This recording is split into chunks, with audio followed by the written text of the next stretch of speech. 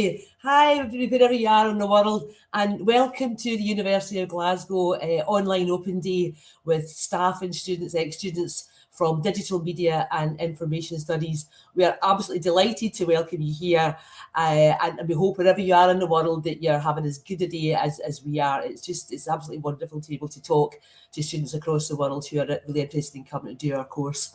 So my name is Anne Gow. I am a Glaswegian and I will try and hopefully slow my accent down a bit, but I was born and bred in Glasgow, and I love working at Glasgow University. So I'm the head of subject in digital media and information studies, and I also lecture across various different levels of the programme. And I'm going to introduce you to the rest of the panel who are here today to talk to you and answer your questions and give you some ideas about what digital media and information studies is all about at the University of Glasgow. So can I ask Rebecca, could you introduce yourself? Hello, everyone. My name is Dr. Rebecca Noon, and I'm a lecturer here in digital media and information studies, and I'm also the convener of Level 1. So great to meet you all. Thanks for being here. Zara. Hi, so my name is Zara and I am an alumni student. I graduated in a joint degree of Digital Media and Information Studies alongside Business Management last summer. Brilliant. And Tim. Hi, I'm Tim Duguid. I am a senior lecturer and I convene the honors level. So those are the last 2 years of DMIS program. Brilliant.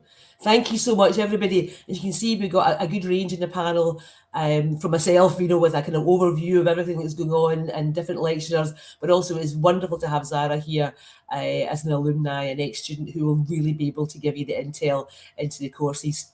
So I'd just like to start by giving you a little bit of an outline about what it's like to study digital media within Glasgow.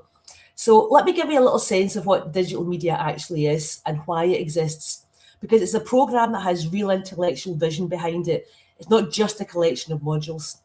So DMIS, as we like to call it, it's a bit shorter than saying Digital Media and Information Studies. So DMIS was built on a very particular idea that the digital world isn't just a technical problem, it's a human one. Every platform you use, every algorithm that shapes what you see, every decision about what gets archived or what gets lost, these are choices made by people with consequences for people. And we think the most important question in the digital age isn't just, can we build this? Is it technically possible?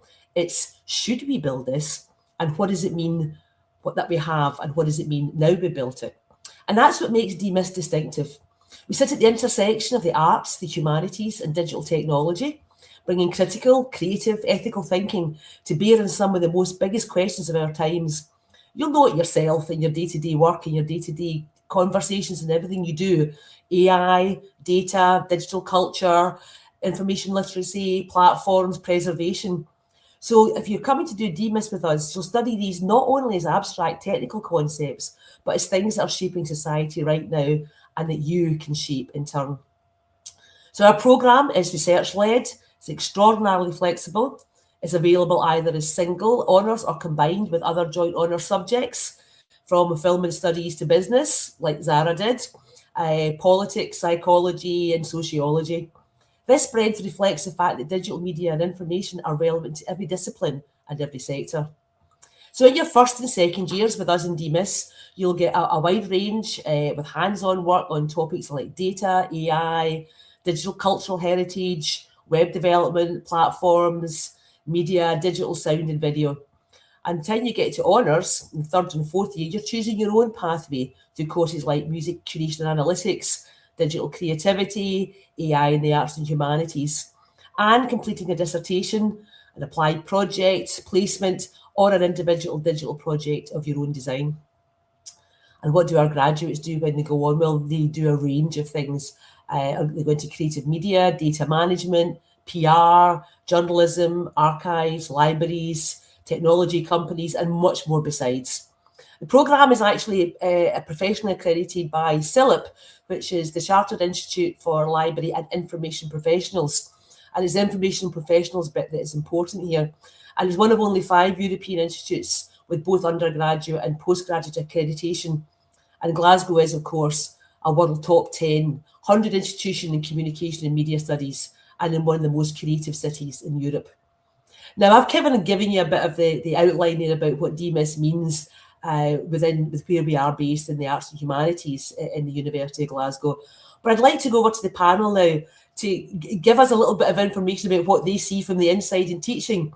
Rebecca, I'm going to throw it open to you if you'd like to give us some ideas about what it's like in level 1. Yeah, wonderful. Thank you very much, Anne. Yeah, so as I mentioned, I am the convener of level 1, and what that means, that's the very first course, your first year course here with us in digital media and information studies. And so we arrive here, of course, with all of our experiences of information, of digital media, of participating in this digital world. We might have assumptions, we might have expertise, we might have preferences, and also things that we just take for granted. That's just part of being in our digital society. So at level 1, we come and we convene and we learn about what information and digital media is. In level 1A, so that's in the first semester, the autumn semester, we really focus in on the information and data side of the course, really with the spirit of information and data is human, thinking about what that means socially, for the environment, for communication, and beyond. And then in the second semester, we focus in on the digital media side of it and the idea of mediation and the relationships that we have through digital media. So we focus in on ideas of network communication, platforms, artificial intelligence, immersive experiences.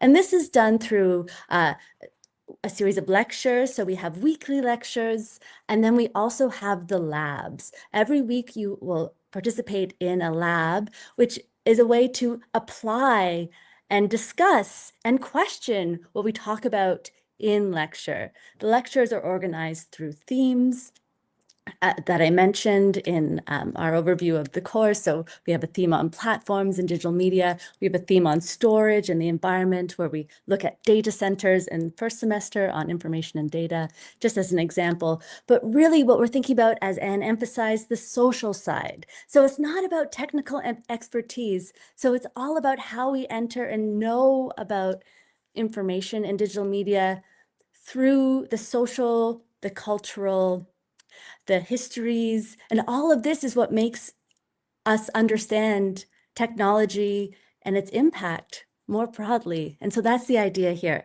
with level 1. And I'll turn over to Tim, who will be able to discuss sort of what happens at the honors level and how you start to specialize your preferences in digital media and information studies. So thank you. Yeah, I'll be happy to pick up from there. Rebecca, thanks very much for that. At the University of Glasgow, all students will, or most students anyway, will take a certain number or certain selection of subjects in their first 2 years. And if you take digital media or DMIS at level 1, then in your first year, then you would progress to a level 2 course, and Anne can talk about that and what goes on there if there's interest. But it is both levels 1 and 2 are focused on giving you a foundation in information management, information studies, how we deal with information from a humanistic perspective, as both Anne and Rebecca have outlined so very clearly. When you move into your third and fourth years, however, that's when you start to specialize in areas that are of particular interest to you. So we have a broad range of courses that are designed to give you the opportunity to develop your skills and expertise in the ways that are most interesting to you. In particular, we're quite proud of the fact that we have effectively almost 2 different pathways through our program. One pathway is more of a theoretical pathway of dealing with information management and information studies from perspectives such as working in digital creativity or the history of ICT, that sort of discuss different pathways, both historically that media has been presented, but then also ways that people are now engaging with media and technology. But then we also have more practical, more hands-on courses where students will do much more coding on, if you want to call it that, where they will be actually building things. So we have both the theoretical and then we also have the very practical. Some students prefer to take one approach or the other. Some students like to mix and match as their interests allow and as their interests align with what we offer. But there is quite a broad range of media training provided to you as students, so that when it comes time for graduation, you are given a set of tools that are very practical and will apply in a variety of professional contexts. So I'll turn it back to Anne. It's absolutely fantastic, and I think we're trying to cover a bit of a broad issue in here, but I think that really want to hear from Zara now, because as lecturers in the subject, you know, we like to shape the curriculum, but one of the things that we like to do is to have a really good relationship with our students, and we learn so much from the students, and they also help shape the degree. So Zara's talking to us now about potential future courses. So when you come to do DMIS, a lot of the stuff that we'll have put in place will be in response to what our students are. So I'm going to pass over to Zara so she can give you an idea of what it's like studying, and just be open and honest, Zara. Don't pretend we're not in the room. Thanks, Anne. Yeah, hi everyone. So yeah, my name is Zara, and last summer in a joint degree of digital media and information studies. I've actually decided to continue studying at Glasgow, so I'm now doing my master's in international strategic marketing. But I had so much fun during my undergrad degree. As mentioned, it's really creative and flexible, which was something like more than I initially expected. And I think something I really valued about the degree is how diverse and broad it is. When I told people that's what I was studying, I don't think many people really understood how much it covers and what it's about, and maybe expected it to be a bit more like computing science, but it's so broad. And as my lecturers have said, you get to learn so many different things and different skill sets that you can use in so many different sectors, which I think is something that makes it really valuable, because there is something for everyone and you get to explore different topics and courses that you wouldn't really have the chance to do in sort of more focused and restrictive degrees. I'm more naturally interested in things sort of media related, so I really enjoyed courses related to multimedia, such as digital creativity, where I got to learn how to plan and pitch a creative project. But yeah, I also did get to pick up a lot of different skills and to learn different things, such as 3D modeling or courses around sound and video. I also did take courses in AI during my third year, which was really intriguing, especially moving forward. But this course really helped me strengthen the way I approach problems. It's helped me be able to think more creatively and work across different types of media and technology, and also just learn how to adapt quickly to new tools and ideas as well. And I've definitely gained a lot of confidence during my studies, and I think part of that is also accredited to the lecturers on this course, because they really are some of the best. I'm not even just saying that because they're here now, but generally they are the most supportive and all really good and passionate about what they teach, which really just makes the whole experience so much better. And as well as that, I've also made so many friends on this course as well, who I still talk to today. And I think part of that is also due to being part of the DMIS Society, the society for this course, which is a great way to just connect with everyone on the course, even from different year groups. And it was really fun. Everyone was welcome, and we also did so many different things, which I think is another thing that made that special, because we had nights at the union and movie nights, but we also had events during the day and group study sessions and stuff, which might not have also always been focused on studying, but they were really fun. So there was always something for everyone, which I think was nice. And as well, through the society, I got to gain some social media experience, which was really relevant for me at one of our nights, because I was helping out my friend who was the social media manager for the society. And I think that played a big part, as well as the course playing a big part into me getting an internship here at the university last summer, where I was a student content creator for the College of Arts and Humanities, which was so much fun. And again, I got to learn a whole lot of skills and experience, but also implement a lot of the skills that I learned during my time during my undergraduate degree. And I got to apply those skills and knowledge, which was really fun and valuable as well. But yeah, I would say I've had an amazing experience studying digital media, and I think it's definitely helped me grow and even helped me get to the stage where I'm now doing my master's. But I would really recommend it to anyone that's interested. So I'll pass it back over to the panel. Thank you so much, Sarah. And it's really lovely hearing that perspective. Because we work really hard to try and ensure that we're really thinking carefully about some of the big issues of today, the technologies. But it's really important for us as well as to ensure that our students are leaving our degree with not just really good skills in terms of the technical, being able to run social media and think about AI, but having that critical analysis and that ability to communicate and be able to talk to people across the board on different things. I mean, I'm actually going to ask Tim and Rebecca for some examples here, but we have deliberately looked at assessments, which are always a part of doing any studying, but we try to make our assessments as authentic as possible, so that when students are doing work for courses, they're learning skills through that part of the assessment too as well. So as Zara mentioned, 3D modelling, and that's part of the level 2 course. That's the course that's second year that I convene.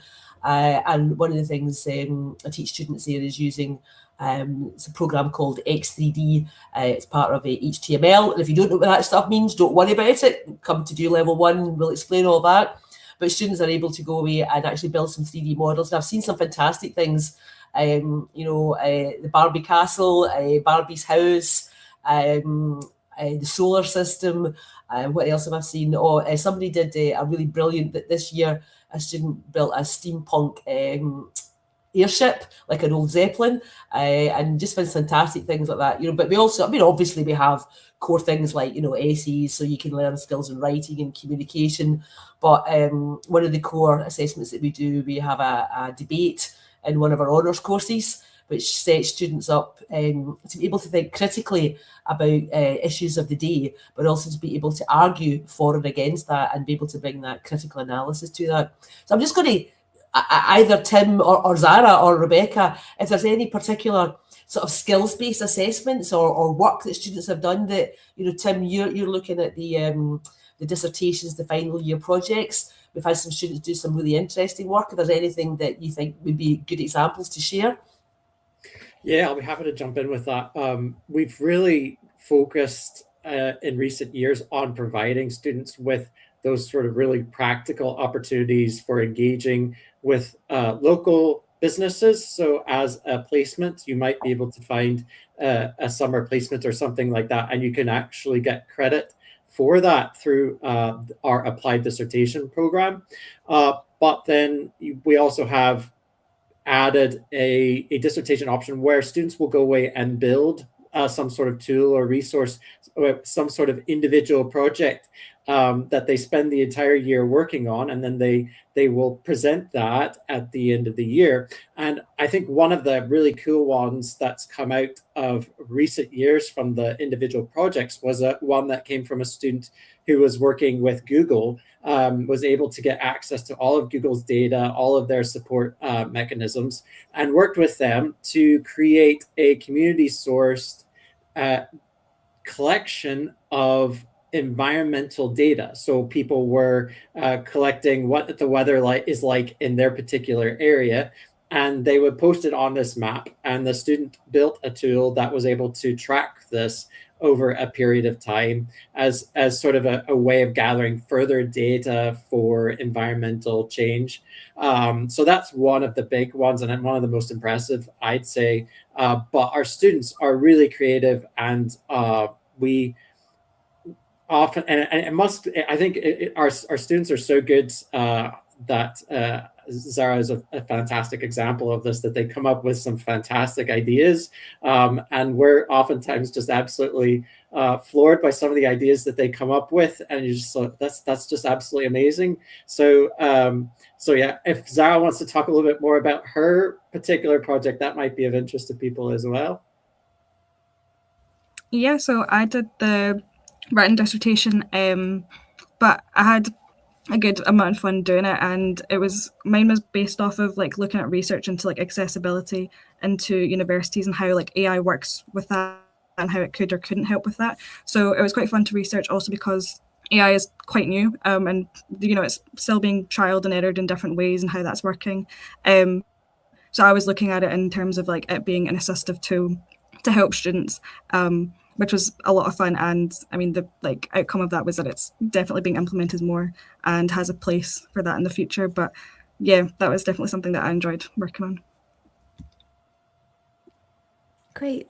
Thank you. And maybe I'll speak a bit about level 1 assessments as well as and the emphasis there, because there's so many great sort of creative opportunities and creative work for independent research. And of course, throughout the program, we're building and developing all these different skills. And where you arrive in level 1, part of the focus of those assessments is really about kind of unearthing what is taken for granted in our digital media world. What assumptions do we make? Often, how is it talked about generally in society? How does the news report on it? What are sort of the metaphors we use? And we might call this the discourse. And while this might seem very complicated, I think we all have our own ways of being critical about dominant ways of understanding digital media. So this is really an opportunity to sort of dive into that, explore sort of that level of what is assumed in our digital media environment, and take from news sources, take from your readings, take from your experiences, and think more about. We had this year in level 1B, so that's the one in the spring. Students were writing about the hidden work of influencers and content creators, thinking about what is the experiences of being part of the platform ecosystem of digital media. In level 1A, so in that first semester, we had students looking into data centers and what is involved. What is the environmental impact of storing data? Where does that data go? Remember, it's material. It's not just up in the clouds, as we're led to believe. So that's what these are really about. And it's not just necessarily writing based. There is that opportunity. If you are someone who likes to approach things in terms of writing, that is available to you. But there's also opportunity to explore these assessments through the visual and provide a visual essay. Thinking sort of visually is an opportunity. There's also an opportunity to create video and presentations around this. I know a lot of people, they might perhaps seem a bit camera shy, but through animations and sort of online presentation strategies that we know through things like TikTok and Instagram Reels and YouTube, that can perform this really cool critical inquiry into these questions of platforms and data and all of this. So it was really cool to see what students did. So I just want to speak to those, and perhaps Anne can speak to level 2 assessments, because I know there's cool things there as well. That yeah, it is. I mean, I think when we start to think about this, I start thinking about all the student work that I've seen over the years, and you know, some of the fantastic work that students do. And actually, I've got sitting on my desk at the moment, I've got a physical model of a museum looking at the history of women in technology, coming out of one of the courses that I teach at honours level. And again, it's like, rather than just saying to students to write all the time, we want students to be able to express their understanding and knowledge and skills through different mediums, because we are about digital media, but we also look at different mediums in there too as well. So I see we've got a few questions coming in on the chat. So hello everybody again. Sorry, we've been chatting away here and we could go on forever. The four of us just chatting away about DMIS and how much we're invested in it and how important it is for us.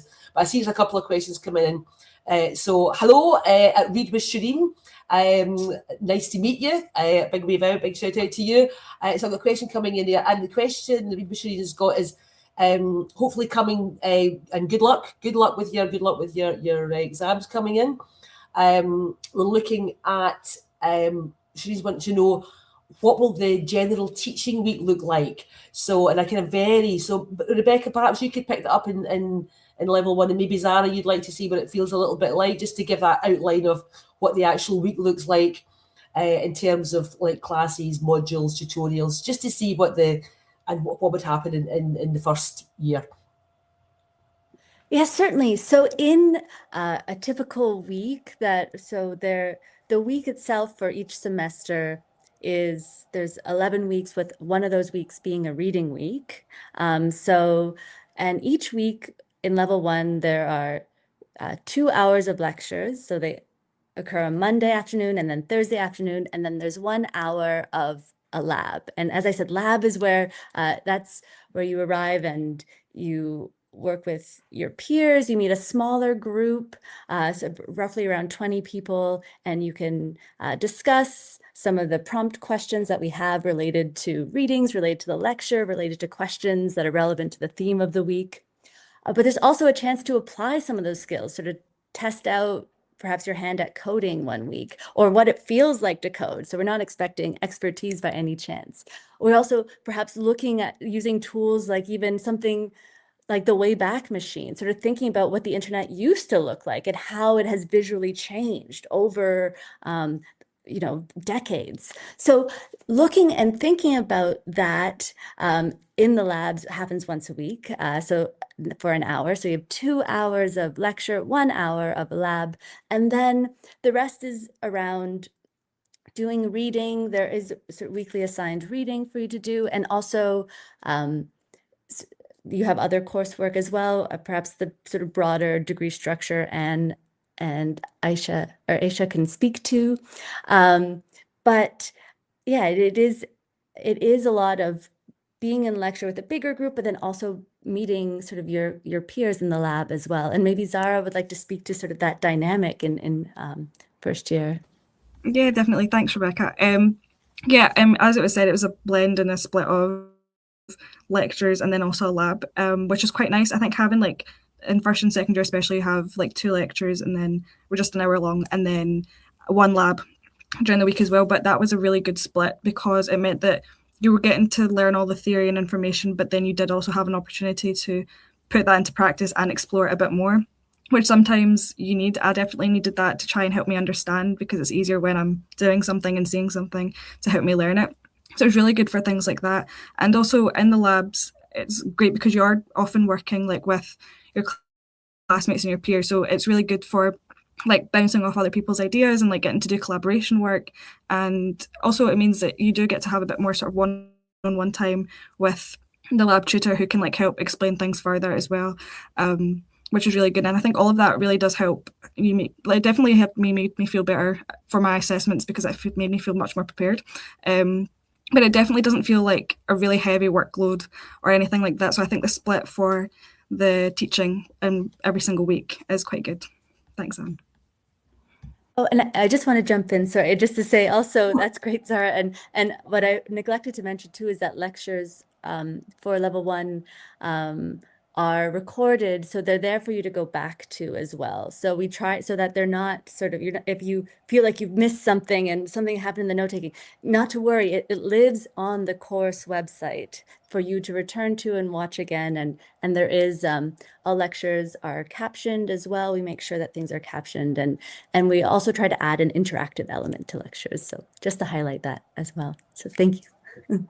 And I think it's important as well is that when you're in first year, you'll see a range of staff across the subject area coming in. I mean, the moment Rebecca's the convener and it's a big face of level 1, but over the years, over the year, you will see other lecturers and other staff coming in to do that. And in the labs, that gives you a chance to work with some of our PhD students, but also I'd say that Zara was running some of the labs in level 1 and 2 this year, and that was fantastic because the students at first year really found that really good to have that level of knowledge from Zara, being a postgraduate student coming back in. So we really like to try and get our lab tutors to be our ex-graduates of the programme, who they got that intel about the academic side, but they can also bounce some things around about just how great Glasgow is and how you can access things in Glasgow University. And I think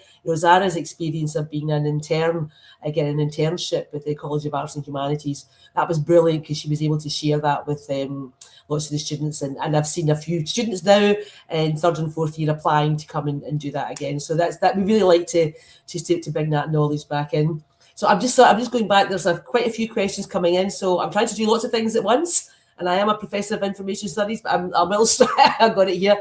So I hope that answers your question, Shireen. If it didn't, just ping a thing into the chat. We'll do that one in here. So, and good luck with your exams and good luck with your results, and same to everybody. So we've got a question coming through email, and I'll throw this out to anybody at this point. What practical skills will I graduate with, if any? So, for example, coding, UX, data analysis, content creation. Tim, can I throw that one over to you first? Yeah, sure. What's I think really unique about our degree is that you can develop the skills that are most of interest to you. So I think Rebecca has provided us a really good foundation of what happens at level 1. So it's this type of thing where you're sort of testing what areas are most interest to you, and Anne has also highlighted that level 2, you sort of continue to expand that base. So we do offer several opportunities for students to really focus on a particular area or particular areas to gain specific expertise that they wish to gain. Now, I would say the technologies that we focus on at the honors level are quite broad, but we do try at the same time to have some core technologies. So for instance, it's already been mentioned both at level 1 and 2 that you get some experience with, for instance, web programming, so building web pages, but then we sort of expand that into areas like JavaScript, or building additional expertise in CSS. So your web-based technologies, you'll get a nice core foundation for those. But we also have less coding intensive approaches. So Rebecca teaches a course on data visualization, and that is something that can be quite tech heavy depending on which tools that you use. But I think if Rebecca wants to speak more to this here in a second, but so it can be very tech heavy, very coding heavy, but there's also some more lighter touch tools that are ready to go, that you can generate meaningful visualizations. Actually, I'll go ahead and turn it over to her so she can talk through a little bit about that here now, and I'll come back.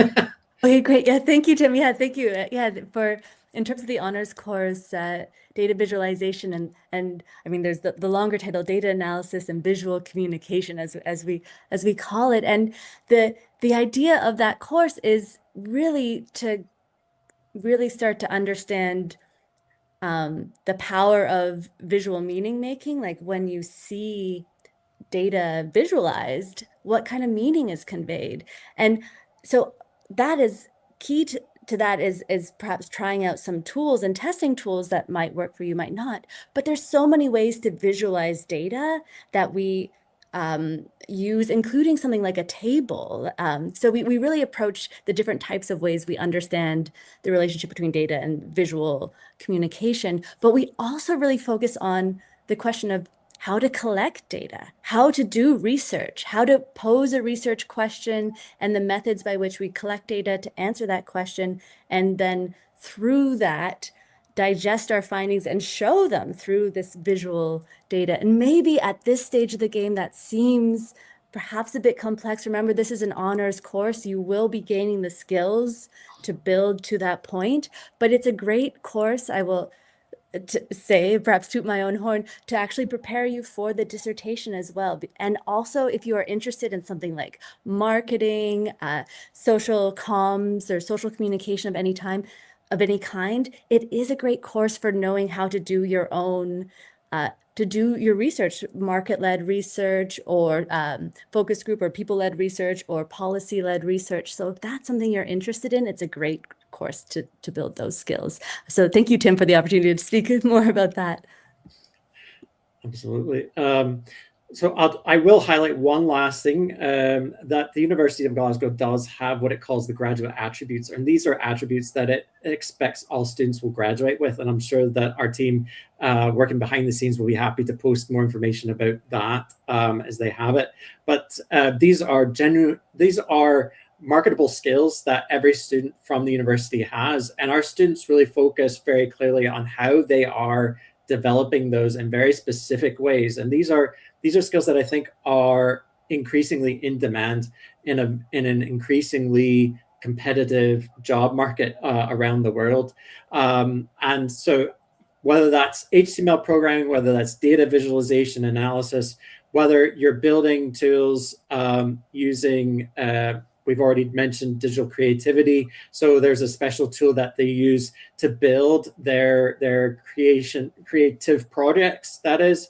But we definitely focus on what is the current best practice, best standard for each individual subject area, because we're working quite broadly across the humanities. So for me, when I teach in music, I'm teaching the tools that are currently being used by professionals in the industry for gathering and managing music data. And that is true for every different subject area, if you want to put that, mini subject area, if you want to put that sort of comes under the umbrella of media studies. We're working with best standards. And I think one thing that we haven't necessarily focused too much on, at least yet, is that our postgraduate programs are mostly based in the areas of information management, of libraries, of museums, so basically cultural heritage sectors. So we are really focused on providing you with tools that can work in those contexts as well. So whether you go into some sort of cultural heritage institution, or whether you go into a more private or non-governmental agency, or even governmental agency, you will have the tools. You'll be equipped to work in each environment using the current standards, the current best practices in each one. That's brilliant. Thank you very much, everybody. I just wanted to come back to read with Shireen, who's asked a really, really good question. How big are the classes? And it's easy for us to forget this. So level 1 students, there's around about 250 students in the lectures. So there'll be a fairly big lecture hall, but then the labs that we talked about, they will be around about 20 students, so much smaller. In second year, there's maybe about 100 to 150 students in the lectures. And again, we break into labs and there's maybe about 20 students in there. At honours level, the class sizes can vary, but typically I think the biggest one would be around about 50 students, round about that. And then maybe somewhere between 20 and 30 in each individual honours course. So you can see it's like most courses at the University of Glasgow. You know, we're a large, really popular university, so there's undergraduate courses, first year courses are really quite big, but when you go into third and fourth year, and as Zara said, you start to get to know people better. But that's why we have the smaller tutorials, the labs we call them, in first and second year. So I see we've got quite a few questions coming in, and I'd just like to pick up on a couple of them. So one of them, I think, is a question I think that Zara would be really well placed to answer, and is, so what support does the university offer for placements, internships, and networking with future employers? So DEMIS works alongside our colleagues in the College of Arts and Humanities and in the Career Service, and there's what we kind of call the Opportunities Hub. But we support students doing lots of work with the project work, as Tim outlined it, and placements. But I'm actually going to give this over to the expert, who's Zara, who can talk a little bit about the internship work that she did herself coming out of the degree. Yeah, so I got my internship through the Student Opportunities Hub here at Glasgow, which is a great opportunity to look and get not only just like internships and placements, but it's also great for looking and applying for jobs, which is really good here on campus, and also like out with campus. But yeah, I applied through them for the internship that I did here at Glasgow last summer, and they were really good. And it was a student content and creator opportunity here at the College of Arts and Humanities, which was also paid as well. And I wasn't going for it just because it was paid, but that being there was like a bonus as well. So it was really good, and it spanned over across the summer.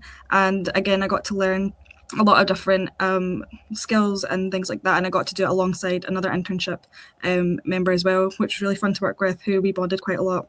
And as well as that, we also got to work with the Student Opportunities Hub itself, and we got to work with their team sometimes as well. So they're really connected within the university, and being under the College of Arts and Humanities was just another bonus for me, because obviously I have studied the degree digital media, which is in the same college. So it was really beneficial for that. And the Student Opportunities Hub are great as well for looking and applying, not just for jobs, but they also give a lot of good tips and advice on how to apply for jobs and how to apply for assessments. So they were even good with like the application process, which I used to get the internship, but also that I'm still using to get it with. So thanks, Anne, for that. Yeah, no, I think it's really important for us that practical experience, and we work closely alongside the Opportunities Hub, and often we'll flag particular opportunities to students in second, third, and fourth year that are coming up, and they can be one-off. They can be, we've had students having a short internship with the college. We've had students working with external bodies. With an archive, a library, a museum, doing some volunteering there, but also as part of an internship. And as Tim said, as part of the applied dissertation and the project placement. We could go on about this forever, but I see there's a lot of questions, and I think we've got to stop chatting to each other and try and answer some of them. So one of the questions we've got in there is, can I combine DMIS with other subjects? Interested in creative arts and industries. Well, you can, yes. So one of the things about the University degree Glasgow is that it's very flexible in terms of you choosing the honours. So basically, you do 2 quite broad years in first and second year, and then in third and fourth year you specialise either in one subject, DMIS, and that would be single honours, or you choose 2 subjects, so joint honours, in like Zara did in DMIS in business and management. And there will be, on the university pages in terms of when you're applying to come in, you'll see the range of subjects that you can do with DMIS. The moderators, I think, will be able to stick some of the links in there for you. But yeah, and it's really important for us to have that mix. And I think it's really great when we have students like Zara who've got the business management side, the digital media side. We have quite a lot of students do with sort of like film and TV. Psychology is also another one that's quite popular with students to do as well as a joint honours. And I think that really brings different perspectives into to the classroom when we're having debates and there. But yeah, the one of the big pulls of Glasgow is that flexibility to be able to change a range of courses that really help you hone into your honours in your third and fourth year, but you get that wide choice. I'm just zooming through some of the questions here. So this is I like this question here. This is a question for Zara, and I guess actually for some of us too as well, who'd have lived and been young in Glasgow at one point. Honestly, what's it like being an arts and humanities student in Glasgow, Zara? Is it a good city for students and creative people? Yeah, thanks, Anne. I would say Glasgow's really good for the creative side. There's lots of different events and also opportunities happening like across Glasgow, across our campus as well, but across Glasgow that you can get involved in and make a lot of good use of. We have like arts and venue centres. We've got lots of like museums around. We've got museums on campus, which are great to not only explore and like look at the galleries and stuff like that, but they're also good connections to get into, like as we were saying before, like opportunities for internships and placements and getting to like again use some of that hands-on work that you're learning through your degree. So it is really fun. And then on campus as well, again, there's a lot of creative things happening on campus all the time, not just even in the College of Arts and Humanities, but across campus. So you definitely get to have a lot of in-depth experience or just opportunities to explore at your level. You don't have to get super involved and commit to things, but there's a lot of good opportunities to just try new things and explore, which I think is really handy. So I would say there's quite a lot happening here in Glasgow. Yeah, thank you, Anne. I think I'd just like to say, given I'm a Glaswegian and I'm maybe not out in the music scene as much as I used to be, but Glasgow is a hugely creative city. We have the School of Art in there, and we got, I don't know how many Turner Prize winners have come out of Glasgow, and the original music, King Tut, Swawa Hot, the Barrowlands, the Hydro, all the big bands coming here. But also it's a widely creative city, and the people are fantastic, and you find creativity in so many ways. One of the big joys of Glasgow is walking around looking at the big murals across the city on the side of tenement walls, and seeing that creativity not just held away and it's really for the people in the city everywhere you go. So I think Glasgow's a massive creative city, but yeah. Sorry, I'm just realised we've been so busy chatting away about things. There's a question in here. So a student said, "I'm from China. What's the international student support like for DMIS students?" Well, in the same way, I think that we have a Go Abroad team. international team based at the university, but also within the College of Arts and Humanities, that's there to help students when they're coming from different countries and different cities to come to Glasgow, to help them acclimatise and understand. I know there are different levels of support mechanisms in there that the students can access. And certainly for our students, one of the great supports has been the DMIS Society, as Zara talked about, our student society, who frequently would find in our lab, physically in the building where we teach, we would have students come in and be in there on a Friday afternoon, and it was a great way for people to de-stress, but come in and chat and join in. But there is lots of support for international students. There's events, there's advisors, guidance on visas, and all that sort of thing. We also have, just briefly, we also send students to study abroad themselves in their third year. We have sent students across the globe to Hong Kong, to Canada, to Australia, to the Netherlands, to do either a semester or a full year abroad in a different university, which is a super opportunity for students to do. I think I'm just going to take this last one or two last questions.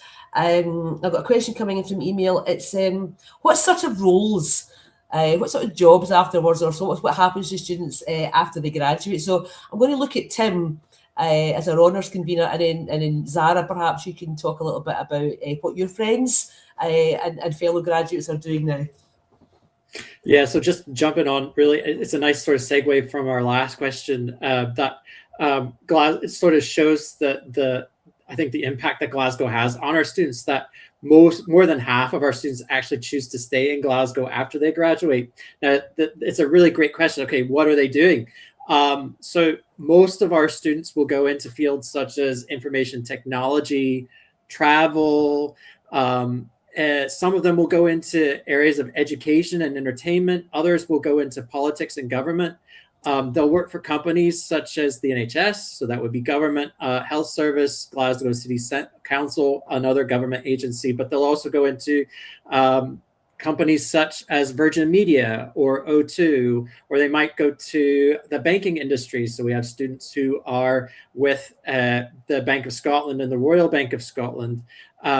So lots of different opportunities for them. They go for jobs as everything from front-end web development to more like digital media and digital marketing executives. So there's a broad range, really, that's our students find really good employment in once they've graduated. But yes, I will turn it over to Zara, who has a very practical view or hands-on view of how things work that way. Thanks, Tim. Yeah, so I personally want to go into digital marketing, and that's the sort of stuff that I've been looking for and applying for just now for the future. And there's a lot of opportunities across like those sort of things that I've been looking at. But my friends are actually, I'll talk about them because they're actually doing a lot of cool stuff. One of my friends is working, she's really into like the information studies side of the course. So she's working in like museums and archival type work, and has been doing that for the last couple of months, which has been really cool getting to, again, also just look at the archives and how that works, you know, even like digitizing that. And then one of my friends is really like, she's got a really cool job. She's working with Channel 4, one of our TV channels in the UK, and is getting to tag along with them on one of their TVs and travel up and down across the UK, getting to use a lot of her experience and applied knowledge as well. And again, one of my other friends, he's done quite a lot. He's managed to get quite a lot of different internships and experience in different fields. But I think right now he's doing something with the BBC. He was on the BBC recently and has been doing a lot of work with them. So yeah, again, there's just a lot of different like sectors and industries and jobs that you can get into. So I think this degree is really good for that, because you don't necessarily think that. I wouldn't have thought that when I applied for it, that you could use it in all these different sectors, but it does give you so much different skills and knowledge. So it's great to apply to different things because you will have some like foundational background and skills and knowledge in that, as Tim was saying as well. So yeah, thank you. I think it's really important is that any degree at the College of Arts and Humanities gives you a set of skills. And we have particular technical skills and data and digital media skills and information studies, but there's a real level of skills that the students will get from studying at the College of Arts and Humanities. And that's in terms of being critical and being analytical and being able to synthesize information and be able to communicate. And these skills are absolutely critical for students in the modern world. It's less perhaps that you need specific things. You have to be able to talk through things, understand things, and be able to be critical. You know, in the world of AI, one of the things that we have to be able to do is to be able to look at information and say, is this right? Is this true? And then be able to follow that through. So I think that's important. I've got one last question in there, though. I can just see from Joseph, and I'm going to throw this towards Tim, I think, perhaps. Can you speak a little bit more about how DMIS builds practical UX, UI skills? Any projects or modules key for real world design in year 3 and 4? I think the answer to this is yes, Tim, but I'll let you come in on that. Yes, we have several opportunities. One of the big ones really is our multimedia analysis and design course. That is a course specifically designed to provide students with skills in UX and UI design. So there is a sense of, yes, there's analysis that goes on there, but really that course is a practical course. You spend the first semester learning various aspects of multimedia design, and in the second semester you actually go and you build something based on what you learned in the first semester. So that would be one of the most obvious opportunities for gaining experience that way. Secondary would be our individual project option for dissertations. So some students choose to build a tool or resource. For instance, I have one student who's just finishing a dissertation project who is doing a tool that analyzes music album art. And it's a tool that they have actually built a UX, UI design, and they've used the expertise that they learned there in multimedia analysis and design and actually applied that to build quite an interesting and innovative tool that way. But I think Zara also took Mad A, if I recall correctly, and Mad B. And so maybe Zara can jump in very quickly to share about her experience. I actually didn't take it, but I did regret not taking it because all my friends did, and it looked so cool. I constantly got to sit and watch them for their projects, sit and like make new things. And again, it was like super interactive. And I mean, there was times that it looked challenging, but then there was times that I was like, oh my gosh, like this is something that I wish like I had like skills in and something that I wish I got to do. Because I'd also get to test it for them, which was quite fun. So I'd get to like sort of like use their like test their little projects and also have a like close look at it, which made me want to take it. Definitely does seem like a really good course. That's brilliant. Thank you very much. It's always quite good when a bit of reality hits in there. So listen, I think we're just about to wrap up, but I've got one final question in there, which is coming through social media. Why should I choose DMIS at Glasgow? I'm so close to accepting my offer to start in September. Right, okay, I'm going to go around everybody and you've got to say it in like 3 or 4 words why you should do that. I've just put you on the spot. I think you should just come because Glasgow's brilliant and so is DMIS, but both the city, the university and our course, our programme are really unique, creative and just a really exciting place to be at this time. I would say it's deeply relevant to our world and it's an exciting program and then it's unique as Anne stated earlier in that it's one of the few in the world where you could actually do information and digital media studies together, which makes it so cool. Tim? Yeah, I think I would say, oh, sorry. Sorry, Zara, oh, you go, sorry. You know, I think I would say it's really supportive. The lecturers are very supportive. You won't ever feel alone in this degree, and I know that because even like doing a joint degree, business is like a huge course, and so sometimes you don't feel like you get to connect with people one-on-one and maybe like explore different ideas or get a bit more extra support and things. But digital media is really good for the support you'll get. So I would really recommend it in terms of that. It's also great if you aren't fully sure what you want to do. I know when I like applied for this degree and when I was joining, I wasn't too sure what I wanted to do with my job. And because this is, as they were saying, so unique and creative, you get to explore so many different things that I think allows you to, even if you do have an idea but you're not sure, you get to explore all these different options that helps you focus and realise what it is you want to do after uni. And also Glasgow's just a lot of fun and you'll get to make a lot of good friends. Perfect.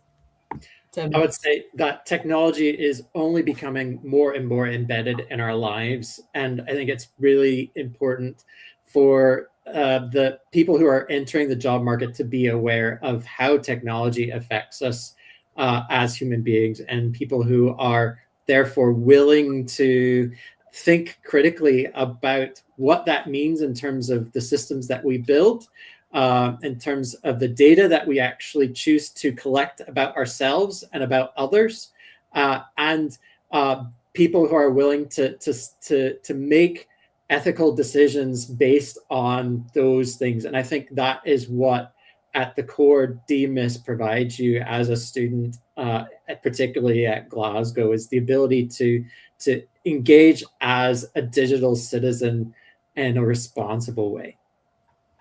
Listen, thank you very much, and huge thank you to Tim, to Rebecca, and to Zara for being with us. But thank you most of all, you out there in the audience, who and thank you for your marvellous questions and getting to think and talk and share with you. Just about to sort of wind up, so I'm just going to want to leave you with a few thoughts. First, about the arts and humanities degrees, and we kind of mentioned this a little bit, but I know there are people out there, and there might even be some parents and family watching this who still ask the questions, but what do you do with it? And I want to really address that one head on for you. The evidence is really clear, and arts and humanities graduates are amongst the most adaptable, most employable, and most entrepreneurial graduates in the workforce. And why is that? Because they can do something which is genuinely rare and genuinely difficult. They can think. They can read a complex situation, communicate it with clarity and precision, understand the ethical dimensions, and work creatively within it. In a world that's changing faster than any single technical skill set can keep up with, these are the capabilities that last. Employers know this, and increasingly they're saying this out loud. So an arts and humanities degree from the University of Glasgow gives you that, and of course it gives you something else too, and this is really from the bottom of my heart, it gives you Glasgow. And Glasgow is quite frankly extraordinary. It's a city that punches so far above its weight culturally, it's almost unfair on everybody else. World-class music, theatre, film art, architecture, and a creative and technical sector that is genuinely thriving. Our students don't just study in Glasgow, they engage with it, they intern in it, collaborate with it, get inspired by it, and the city is part of that degree. The university's been here since 1451. You can see my little 575 logo up there. So we're one of the oldest universities in the English-speaking world, and we spent that time building something genuinely special. A research environment of real international distinction, a campus that stops visitors in the tracks. You can see my lovely picture behind me there. And a community that is warm, diverse, and intellectually alive in a way that I don't think you'll find anywhere. We're a world top 100 institution in communication and media studies, and we take that seriously, not just as a badge to put on a website, but a responsibility for us to do the work that matters. There's a quote we use in DMIS. The philosopher Donna Haraway says, technology is not neutral. We're inside what we make, and it's inside of us. And that feels more true today than ever. People who navigate this digital age most confidently, most ethically, most creatively aren't necessarily the fastest coders. They're the ones who can think, who can question, and who can understand the human stakes. And that's what an arts and humanities education gives you. And that's what DMIS gives you in a form that's also directly, practically relevant to the world you're walking into. So if any of this resonates with you, if you're drawn to digital culture, to information, to technology, but you also care about meaning and ethics and creativity, please do look seriously at our flexible undergraduate degrees in arts and humanities, and obviously at DMIS in particular. So thanks again for joining us. Thanks very much to my colleagues here, and to Zara, and to all the moderators in the background who've been working so hard. Thank you very much for joining us, and we hope to see you all in September. Thanks very much. Bye-bye.